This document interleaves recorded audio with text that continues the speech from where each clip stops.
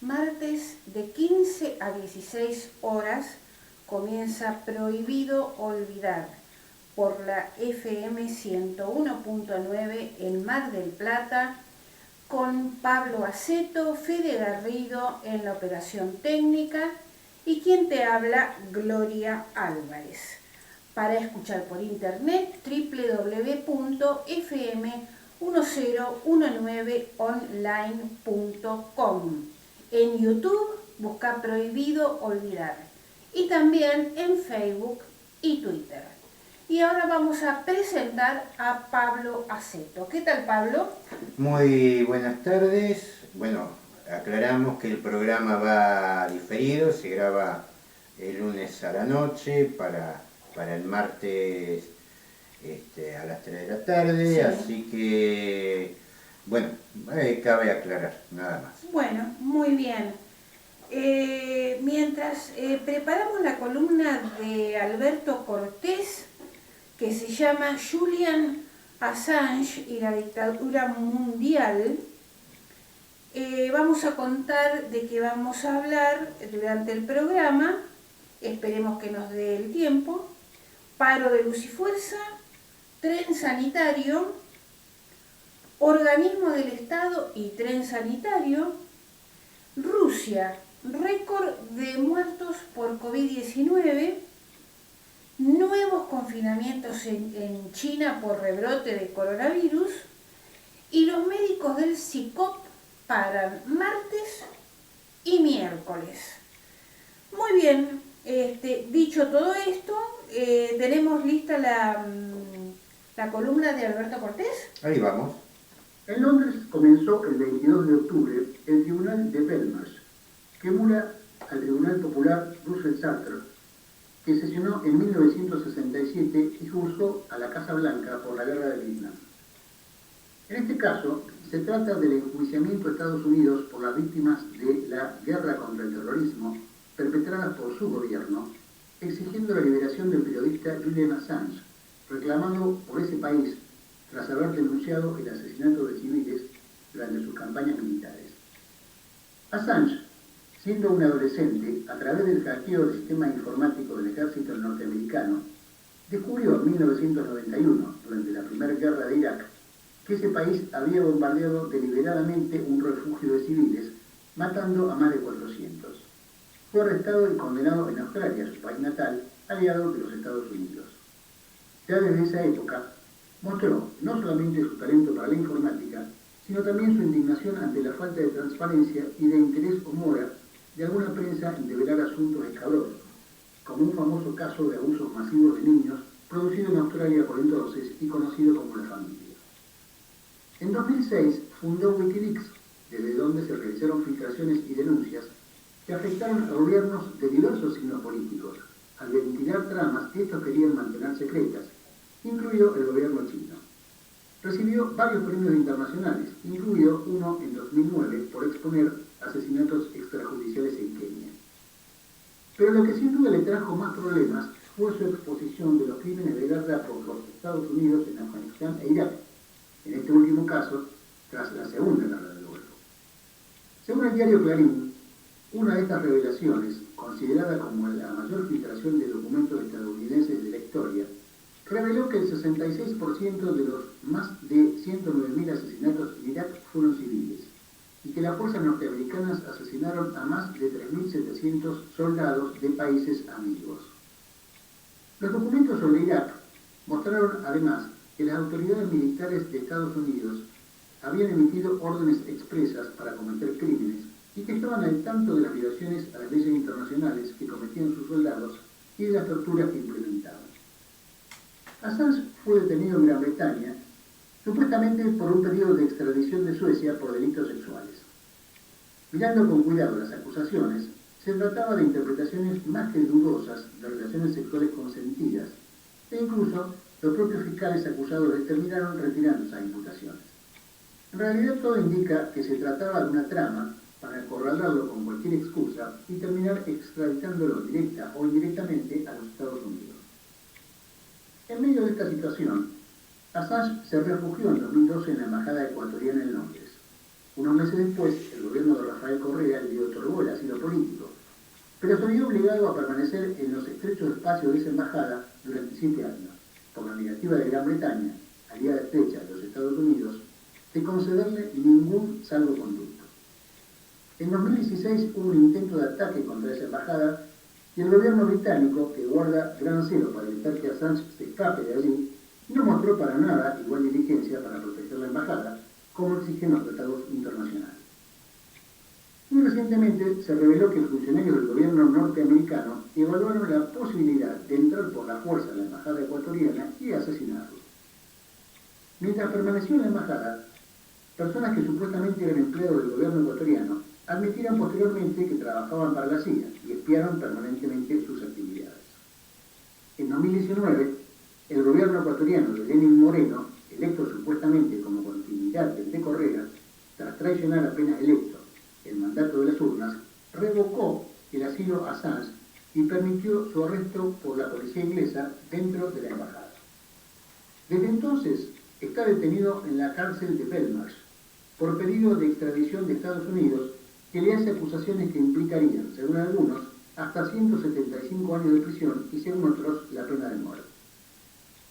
En enero, una jueza rechazó en primera instancia la extradición sobre la base de los riesgos para su vida que consideró representaría su extradición, pero también negó su libertad bajo fianza a pesar de su más que evidente deterioro físico y mental, producto del calvario que sufre desde hace ya casi una década. La medida fue apelada por el gobierno norteamericano y la apelación está actualmente en trámite. Aunque se especulaba que el gobierno de Biden desistiera, esto no ha ocurrido.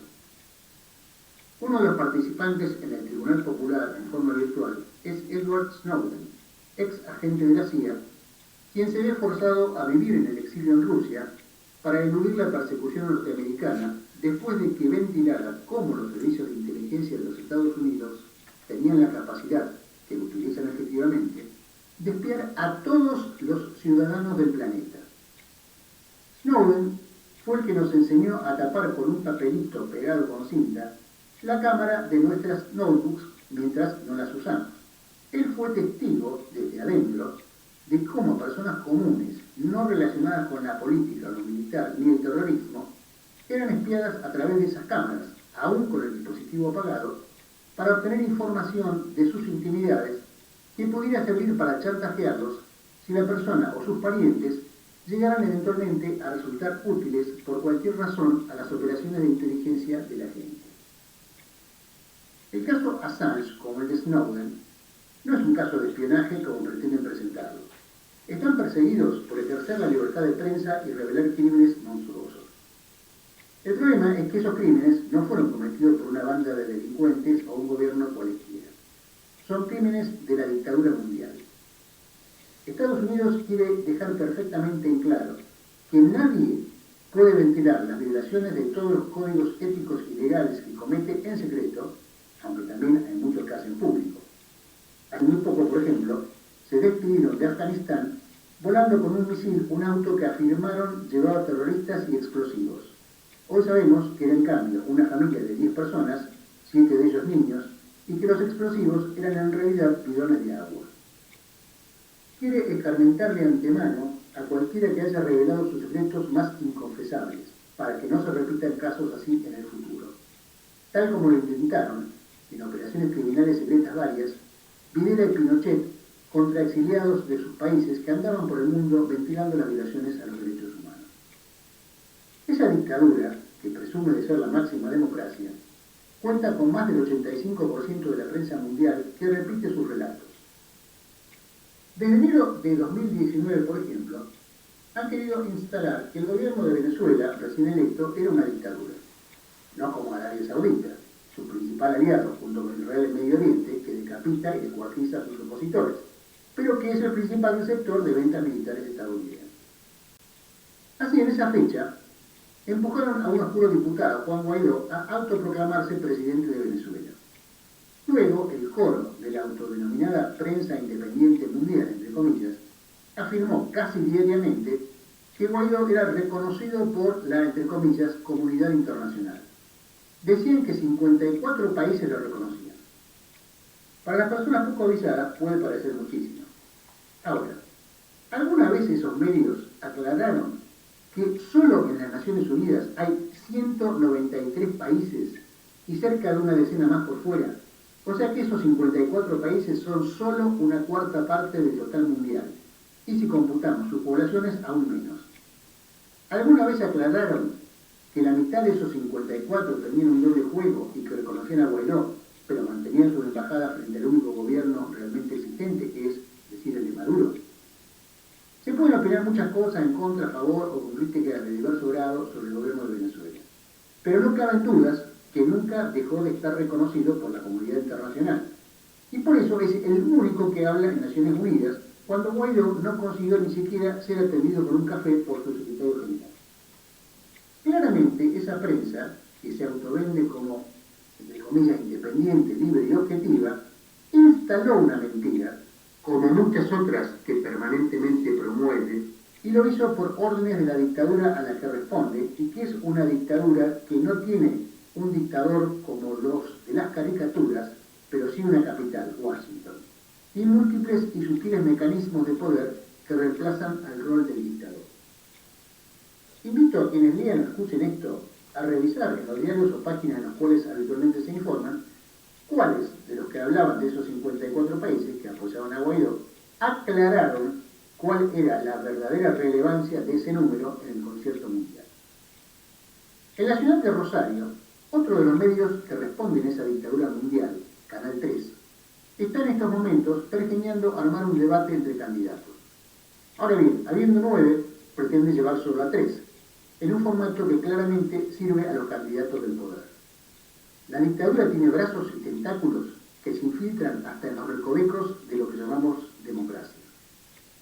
Y en épocas donde los medios van relativizando su poder frente a las redes, tampoco allí la democracia está a pleno. Roger Waters, de Pink Floyd, al negarse a vender a Facebook derechos para usar canciones de la banda, dijo: quieren utilizarlo para hacer que Facebook e Instagram sean aún más grandes y poderosos de lo que ya son, para poder seguir censurándonos a todos los presentes en esta sala e impedir que esta historia sobre Julian Assange llegue al público en general. Twitter acaba de reconocer que sus algoritmos favorecen a la derecha. Julian Assange tiene una ideología muy diferente a la del gobierno de Venezuela. En algunos puntos tal vez se parezca a la que alardea Milei, aunque haber sido este asesor de un dictador no lo haga muy creíble en su liberalismo. La parlamentaria alemana Margit Stumpf afirmó que la extradición y condena del fundador de Wikileaks sería una devastadora señal para los periodistas. Quienes realizan labores de investigación tendrían que sentirse en el futuro permanentemente amenazados por el poder estatal democráticamente legitimado. La libertad de prensa se vería extremadamente restringida también en Europa.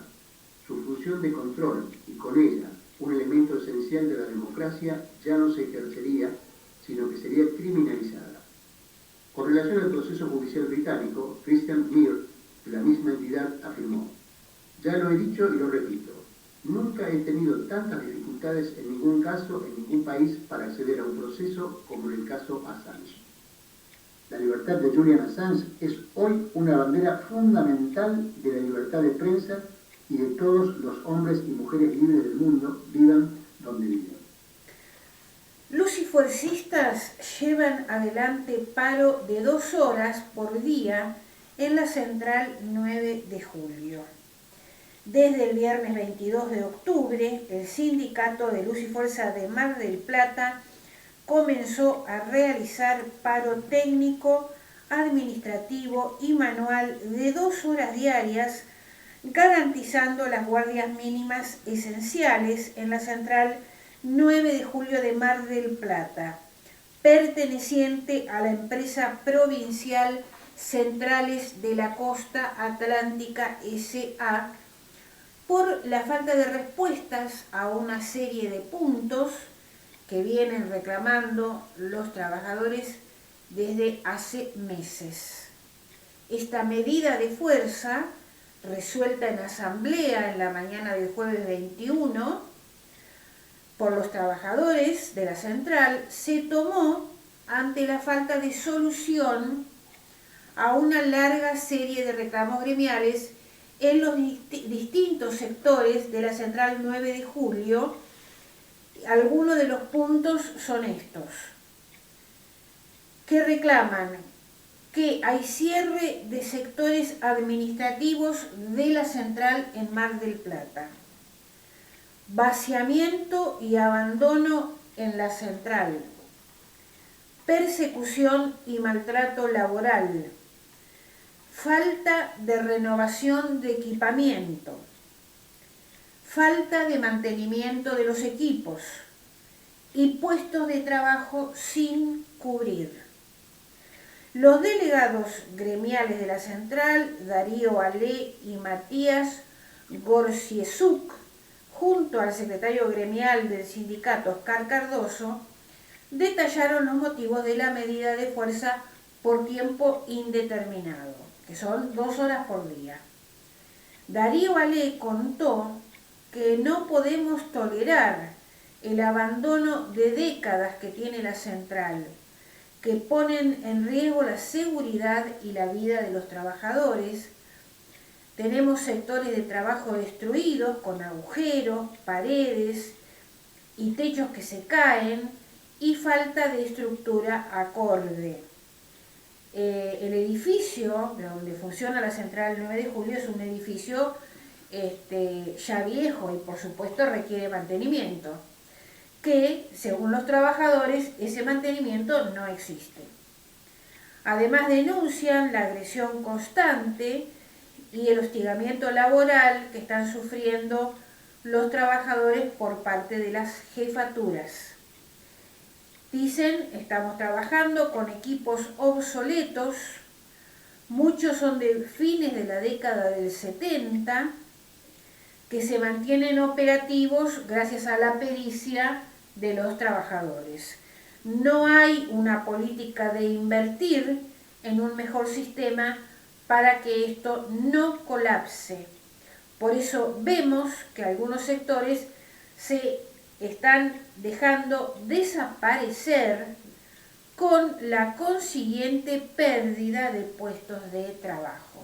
Bueno, muy grave lo que están diciendo, ¿no? Hay un video que está repartiendo el sindicato donde se muestra sectores de la Central 9 de Julio que están, francamente, pareciera que estamos hablando de una ruina. Sí. Hasta incluso se confunde con el viejo edificio de la usina del puerto, que está abandonada hace años, y parece la Central 9 de Julio, parece igual, no se han completado los trabajos.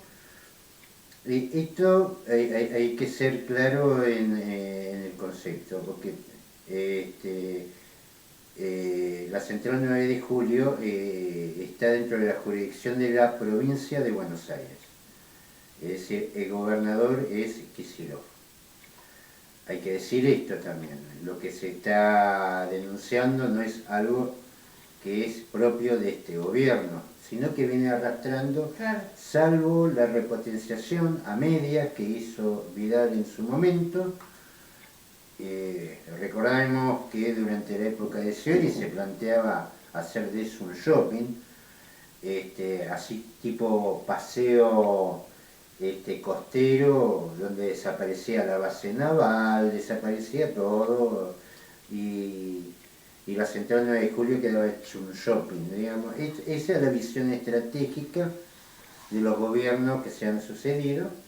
Vidal, si bien ahora inauguraron la línea de 132 kilowatts, que por las características, porque la verdad que no hay mucho detalle, hay que buscar a ver la información, a ver de qué se trata, pero se hablan de la de 132, estamos hablando de la línea que viene de Villa Gesell. No lo puedo confirmar porque no lo dice, uno especula en función a los números que dan.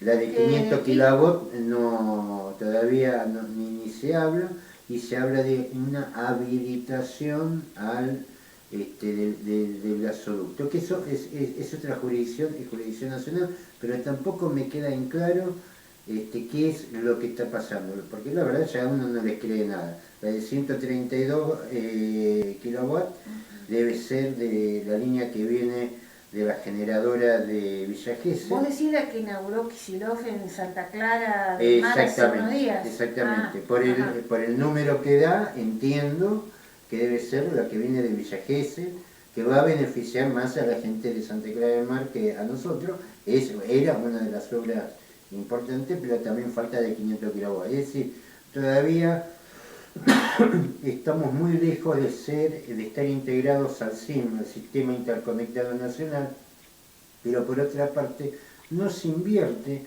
en la central 9 de julio, que puede auxiliar, que está en capacidad de auxiliar, pero claramente se la está mandando al bombo, esto hay que decirlo.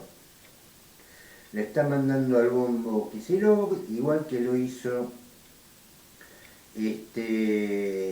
Scioli en su momento. Lo único que sí se puede rescatar, porque es verdad, a mí Vidal no me gusta, pero lo que es verdad, sí. Uno no puede negar la verdad. La última inversión que se hizo fue durante el gobierno de ella, que tampoco se completó, porque no se completó el proceso de generación combinada, quedó ahí atrás y también está quedando atrás esto ahora. ¿Qué es lo que quieren hacer? Evidentemente no quieren solucionar el problema de la central 9 de julio. No es solamente el problema de las familias, que lógicamente los trabajadores, las familias de trabajadores, el sindicato está preocupado por sus afiliados, lo cual es rigurosamente legítimo, pero también nos tenemos que preocupar por la situación energética en la ciudad. Claro, porque estamos hablando de energía. Estamos hablando de energía, no sé cómo quieren que solucione. A ver, en algún momento se solucionó trayendo 80 motogeneradores, que son instalaciones, son equipos para caso de emergencia, para cosas así. ¿Que querrán otra vez traer motogeneradores? Y bueno, los motogeneradores se alquilan por potencia instalada y en dólares, ¿viste? Sí. Lindo negocio han hecho en su momento. Vamos a ver qué, pero esto preocupa, no deja de ser preocupante, más teniendo en cuenta de un gobierno que se presenta como defensor del interés nacional, las causas populares, nacionales, y no sabemos cuántas cosas más, pero que a la hora de la realidad termina siendo un Scioli cualquiera. Por lo menos en esta materia, después hablaremos de otra. El tren sanitario llegó a Mar del Plata. El gobierno de la provincia de Buenos Aires informó que el tren sanitario llegó a la ciudad de Mar del Plata y hasta el 29 de octubre va a estar en Luro 4524, con todos los servicios disponibles para vecinos y vecinas de la ciudad, de 9 a 16 horas. Luro 4524 es en la estación ferroautomotora. En la formación se realizan hisopados y se emiten los resultados en pocos minutos. También se realiza la inscripción para Buenos Aires Vacunate. El tren cuenta con equipamiento, tecnología, insumos y es atendido por un equipo de salud especialmente preparado. Hay médicos, enfermeras, bioquímicos, consultorio, personal de mantenimiento y obviamente además del personal de Trenes Argentinos, ¿no? En el tren cuentan con puestos de hisopado sintomático y asintomático, atención médica, médico generalista y pediatra, vacunas del calendario y vacunas COVID, test de HIV y sífilis y entrega de medicación. También cuenta con operativos interministeriales, ANSES, Ministerio de las Mujeres, Fines, Ministerio de Trabajo, Migraciones, Cedronar, donde vos podés hacer la consulta que quieras sobre estos temas. Se queda el tren sanitario hasta el viernes en la ciudad de Mar del Plata.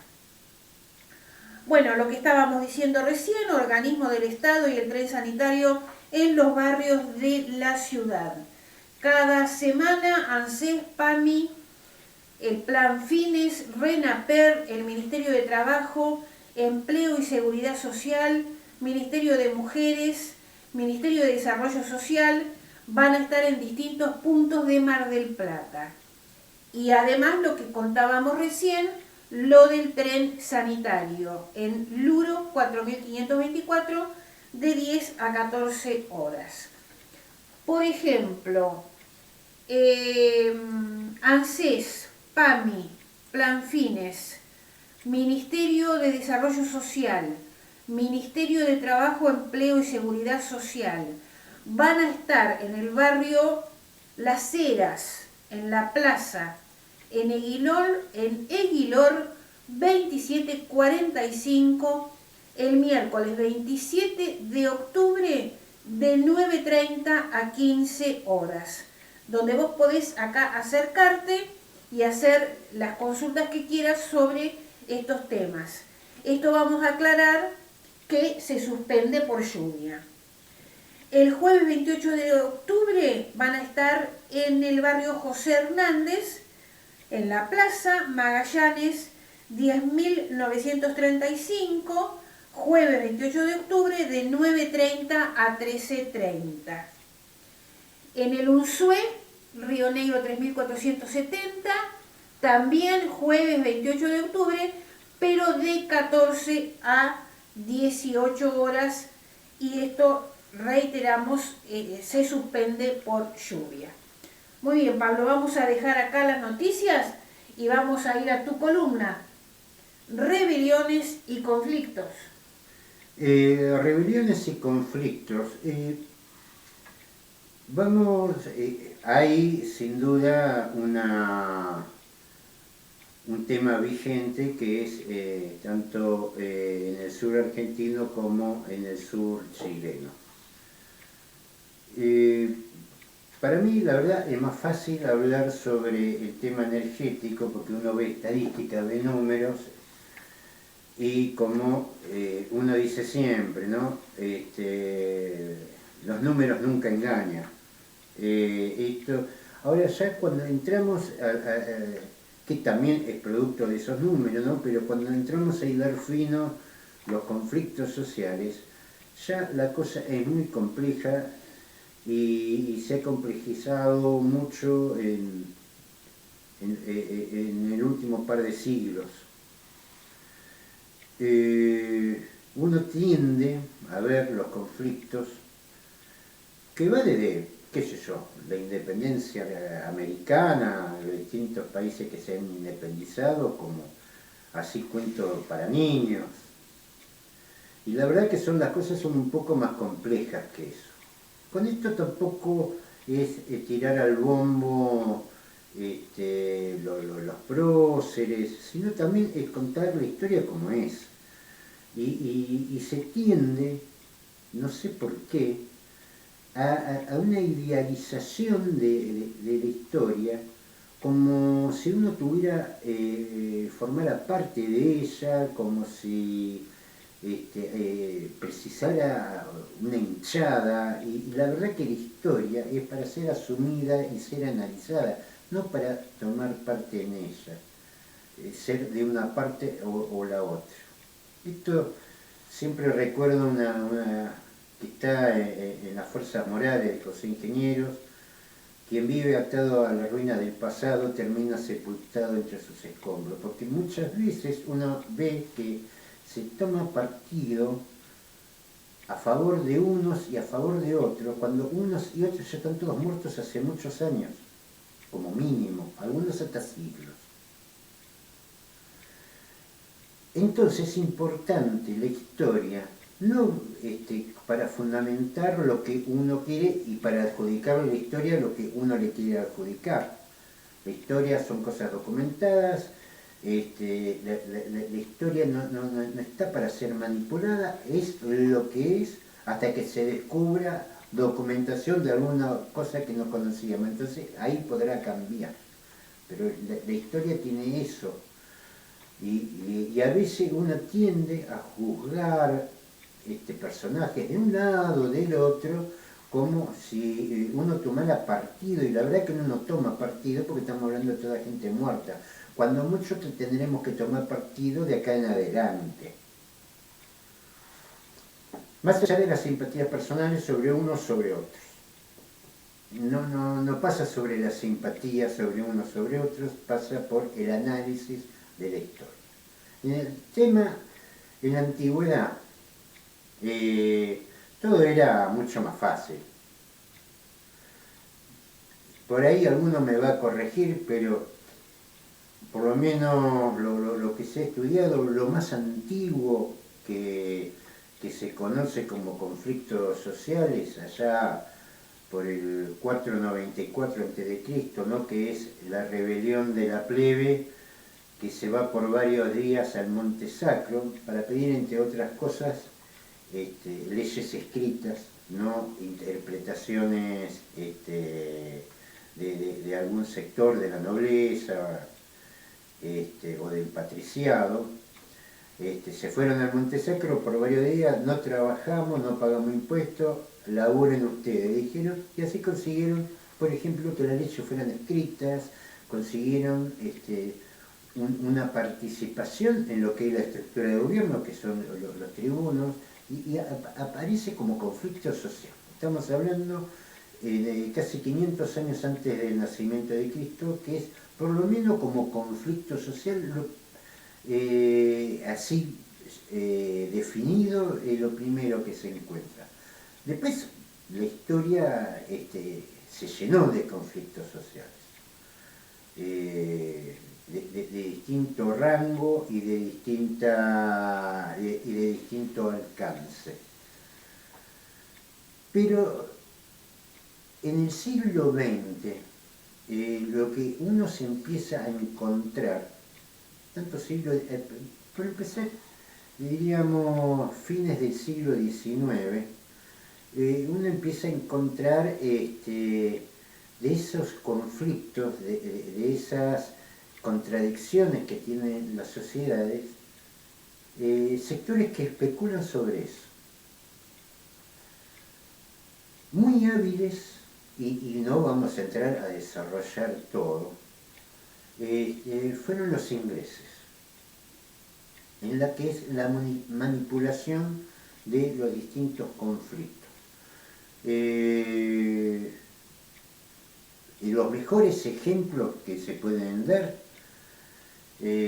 son los que ocurrieron durante la Primera Guerra Mundial, donde la inteligencia británica no solamente mantenía una acción de estudio sobre el enemigo, sino también de ciertas acciones que fueron realmente, la verdad hay que sacarse el sombrero. Las cosas que hicieron los tipos durante la Primera Guerra Mundial fue la verdad para aplaudir, porque han demostrado una inteligencia, una concepción de la política que han perfeccionado en los siglos. Algunos se van a enojar conmigo, espero que no sea mucho, pero bueno, vamos a hacer unas pinceladas de esos conflictos. Uno fue la Revolución Rusa. A ver, Lenin venía en el tren, Lenin vino del tren detrás de las líneas enemigas, porque el interés de los británicos era generar un conflicto en Rusia para sacarlos de la Primera Guerra Mundial. Vino en un tren donde el vagón era territorio ruso, por eso Lenin nunca se movió de ese vagón, para no ser acusado de traición. Y cuando llega a Rusia, todo el mundo sabía que iba a llegar, porque hubo movimientos, especialmente de difusión, preparados para recibir a Lenin y generar el conflicto que se generó, al punto que sacó a Rusia de la guerra. Por supuesto, los amigos comunistas, todo esto me van a decir que qué barbaridad, Rusia lo niega, pero Lenin vino detrás de las líneas enemigas, el tren de Lenin. No fue el único caso. También se dio un impulso a huelguistas alemanes, que especialmente en la primavera del 17 generó un conflicto tal que evitó una avanzada alemana. Y otro conflicto del mismo rango se dio con el otro aliado del entendimiento, el triple entendimiento, después estaba el triple entente, que eran los otros sectores, que era Turquía.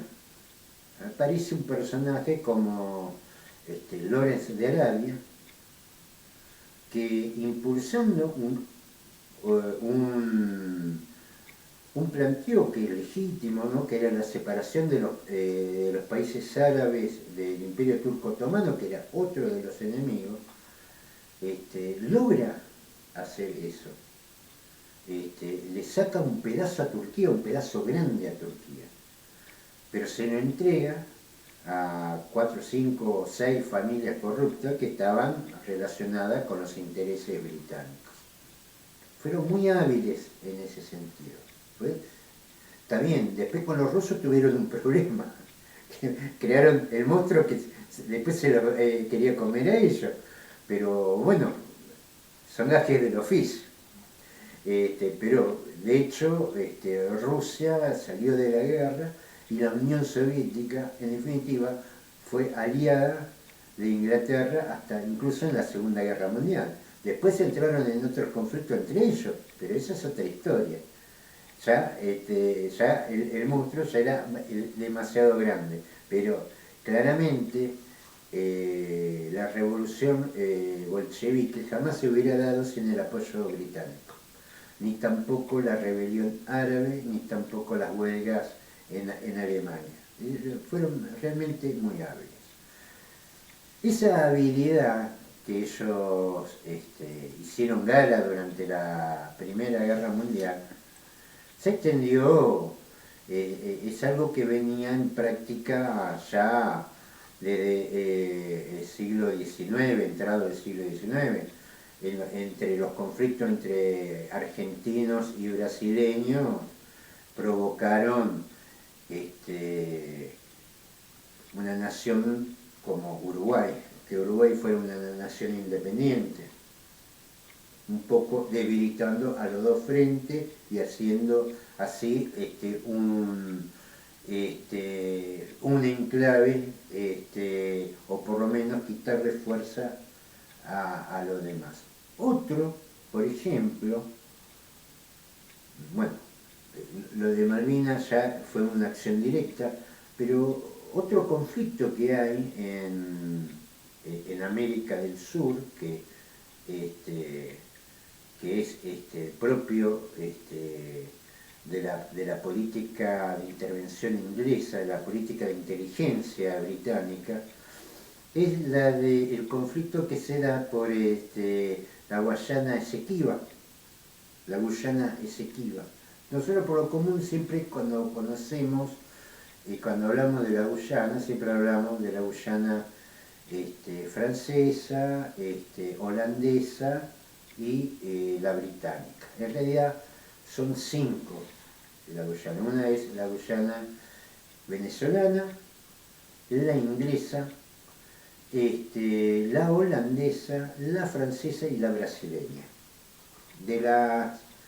De todas quedó bajo poder, digamos, de una potencia de ultramar, Francia, que es uno de los países que son...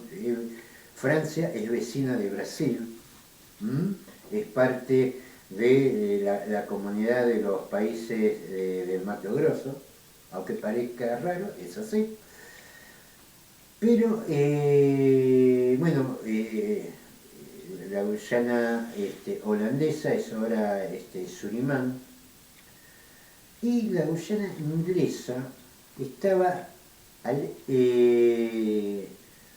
sureste de lo que hoy conocemos como, lo que se conoce como el río Esequiba. Lo que lo había logrado Venezuela en la guerra de independencia, que era las fronteras desde el oeste del Esequiba, del noroeste del Esequiba como parte de Venezuela, producto de los conflictos internos en Venezuela, los ingleses fueron avanzando. Avanzando sobre esa Guyana que le pertenecía a Venezuela, que es conflicto diplomático hoy en día. No es un conflicto de Maduro con los ingleses, es un conflicto que tiene históricamente Venezuela, Maduro lo continúa, que es el conflicto de la Guyana Esequiba. ¿Qué es lo que hicieron los ingleses? Independizaron toda esa Guyana, lo que se conoce como Guyana. Por supuesto, como parte también de Venezuela, es también gran poseedora de hidrocarburos. ¿Quiénes están en la cuenca de la Guyana Esequiba explotando hidrocarburos? La Shell. Claro. ¿Entendés? Entonces los tipos son muy hábiles, ¿no? Y hay que reconocerlos y hay que sacarse el sombrero. O son hábiles ellos o muy tontos los demás, porque en definitiva ellos aprovechan las debilidades de los demás y trabajan sobre eso.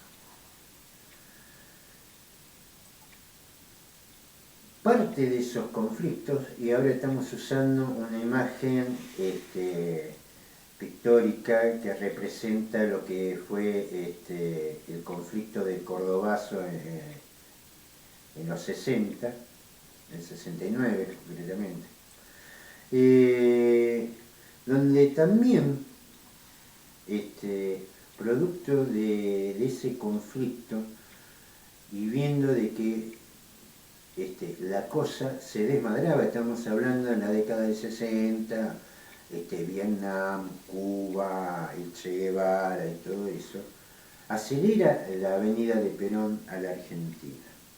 Ante el miedo, los mismos que lo echaron a Perón, le tenían menos miedo a Perón que a la izquierda que venía avanzando en la Argentina, y ahí se hizo una apertura, preferían a Perón que a que avance la izquierda. Perón era más asociado a ellos que esta izquierda que venía con fuerza y que se manifestó con fuerza en ese Cordobazo.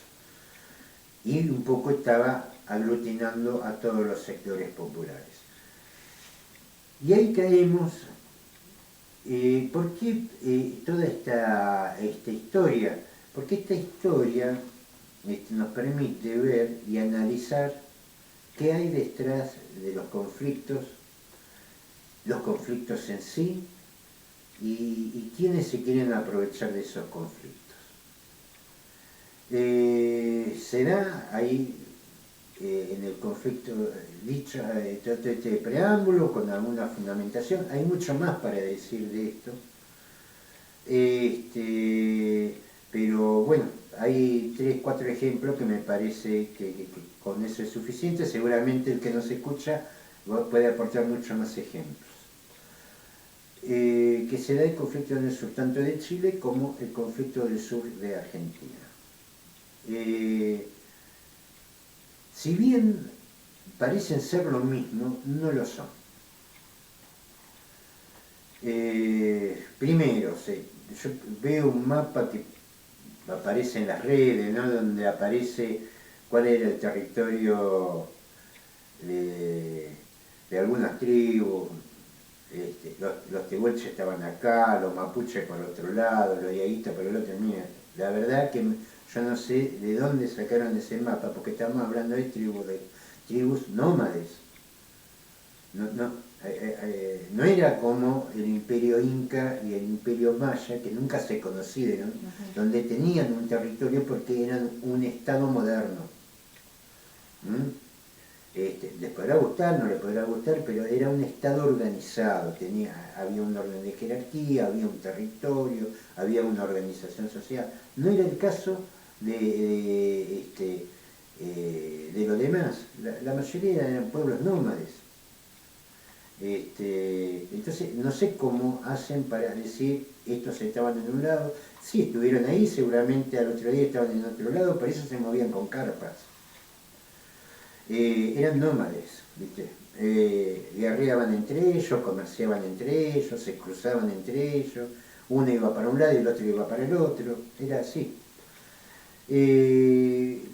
Por eso también cuando hablan de territorio, de este territorio del otro, y miren, no sé cómo se llega a eso. Sí, se saben que andaban por ahí, como ella, y andaban por ahí, y por el otro lado, más allá, más arriba, más abajo. Me parece que es una discusión que no tiene sentido. Estaban en el sur, qué sé yo. Pero los conflictos que se están mostrando tanto en Argentina como en Chile son de naturaleza, si bien aparecen los mapuches como nexo coordinante, pero son conflictos muy distintos y que hay que mirarlos con mucho cuidado, porque uno, la información que recibe, también me generan dudas. Me genera muchas dudas la información que aparece tanto en los medios y en el otro, porque uno ya ve cómo se maneja la información. Sorprende el grado de violencia, incluso la Araucanía está en estado de sitio, cuando estamos en un proceso, y estoy hablando del sector, digamos, del otro lado de la cordillera de los Andes, de reforma constitucional. Digo, están, y tienen la mayoría, el oficialismo perdió feo, y en el momento que se está discutiendo, por ejemplo, los derechos de los pueblos originarios, los derechos de la mujer, los trabajadores, esto, lo otro, pareciera una contradicción de que aumente el conflicto en el sur de Chile. A mí me llama la atención. A ver, lo que se suponen que están saqueando, quemando y esto, ganaron las elecciones. Si hubieran perdido, uno, bueno, como perdieron, un gesto, no, ganaron las elecciones, no las elecciones ganaron un intendente, ganaron la constituyente, están escribiendo la constitución. Claro. Entonces, a mí me llama la atención que de golpe aparezcan sectores mapuches que ganaron la elección, no solamente ellos, sino otros sectores, y de golpe se desata la violencia en el sur de Chile. No lo entiendo. Estoy escuchando a uno, leyendo a otro, están todas las explicaciones, a mí no me cierra. Otro caso es en la Argentina, que ya tiene otras características, más allá que pareciera que la discusión se centra en un mapuche narigón, como puedo ser yo. No, pareciera que es muy parecido el conflicto en Chile y en Argentina, pero ¿no? Son diferentes, son diferentes. Primero, lo que a mí me llama la atención, que la Araucanía esté en estado de sitio cuando, ¿por qué? Por la violencia desatada por sectores mapuches cuando ganaron la elección constituyente y están escribiendo la Constitución. Me llama la atención. ¿Qué quiere que les diga? Me llama la atención. Porque siempre detrás de todo acto de violencia política, fíjense, se da un servicio. Y la verdad que hay algunos dirigentes que son justamente los que tienen las primeras planas, que parecieran que son un pelotazo en contra. Parecieran los montoneros generando el golpe del 76, por ejemplo, ¿no? Cuando la Argentina nos lleva a un 5% de pobreza, un país industrializado, sin embargo pareciera que hicieron todo lo posible para darle justificativo al golpe de Estado. Y acá me parece que hay ciertos sectores que le están dando todos los justificativos a Piñera para llevar adelante una política que le permita revertir los resultados de la constituyente. Esto es Chile. La Argentina entra en un proceso distinto, más allá que aparezcan exocoordinantes. La Argentina está en estado de degradación, que es un conflicto muy distinto al de los chilenos. Aparecen sectores que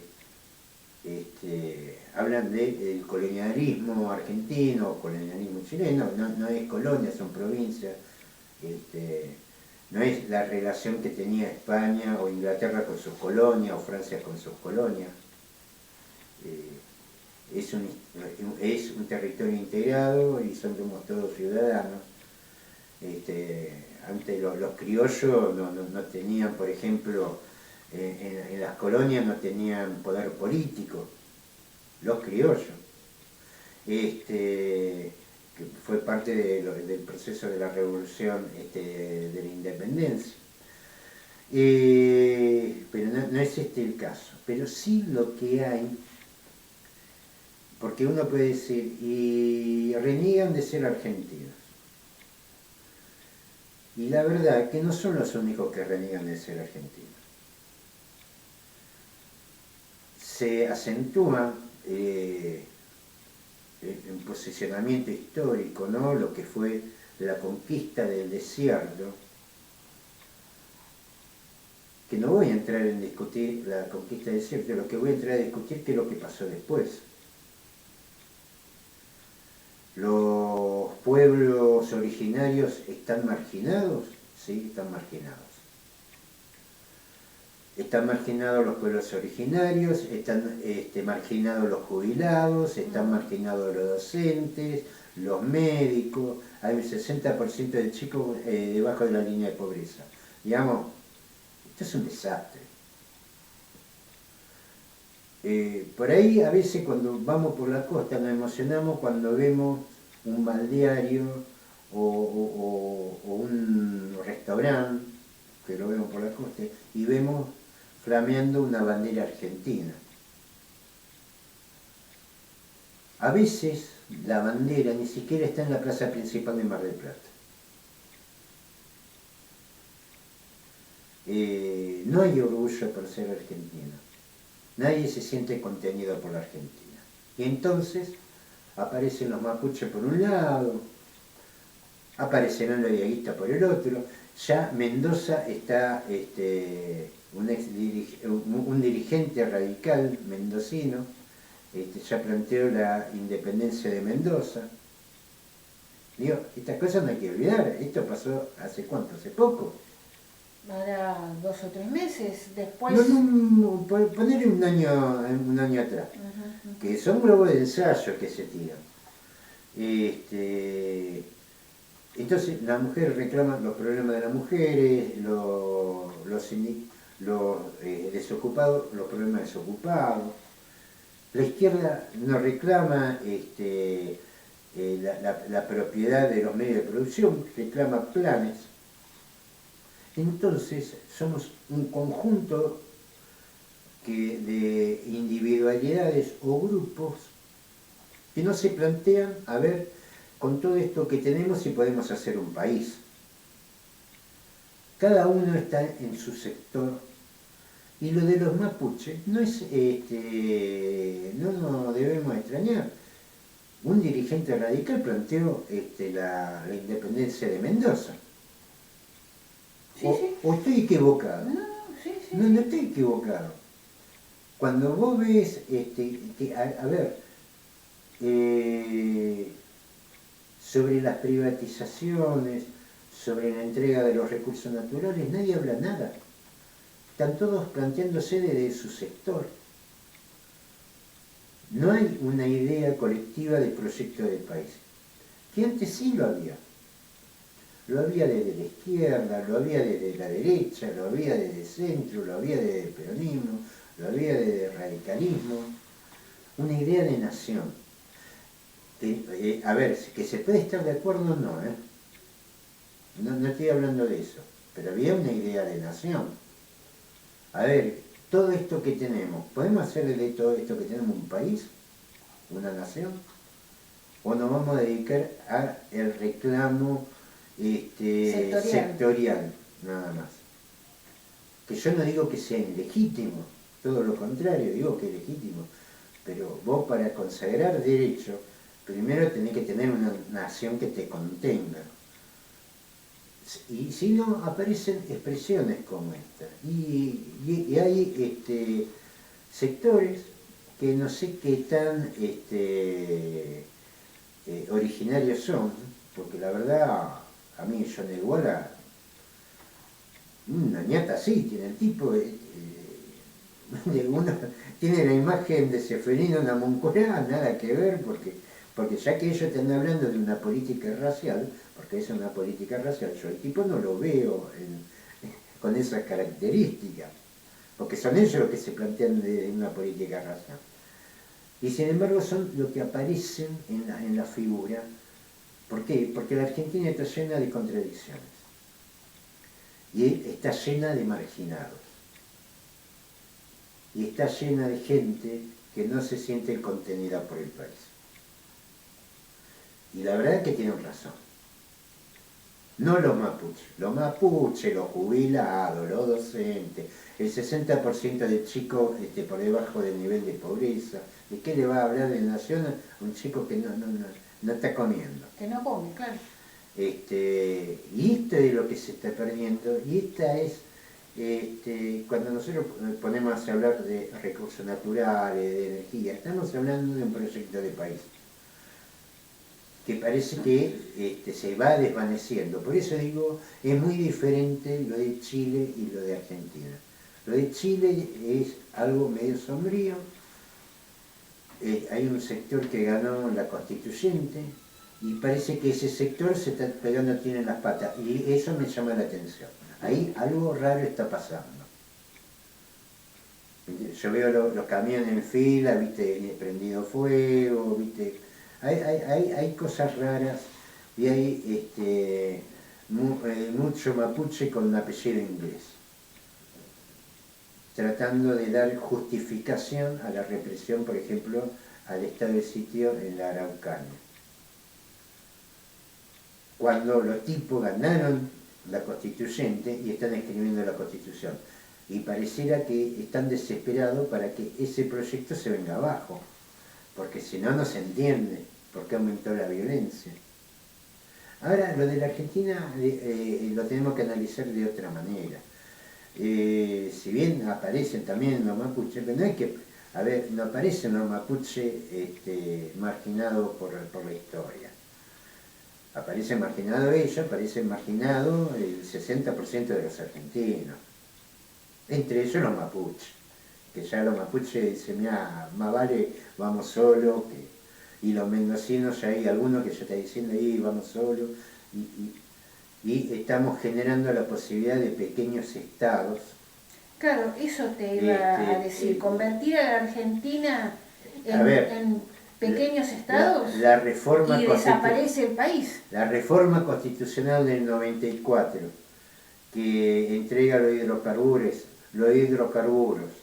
a los estados provinciales, algún sentido tiene. Algunos dirán, está pensando en complot, y mirá, fíjate lo que fue la Revolución Rusa que hablamos al principio, lo que fue la rebelión árabe, lo que fue la huelga, lo que pasa con la Guyana Esequiba. Digamos, uno no cree en brujas, pero brujas las hay.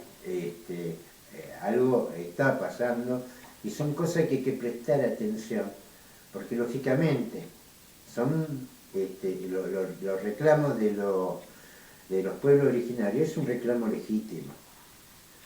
Ahora, hay que ver qué hay detrás impulsando y qué intereses tienen, y tener en claro qué es lo que se quiere. Acá no hay un problema de pueblos originarios marginados, acá hay un problema de la Argentina marginada. Desde los jubilados, los chicos, los docentes, los profesionales, la clase media, la clase baja, los trabajadores, y entre ellos también los pueblos originarios, porque el país está a tal punto que no contiene a nadie.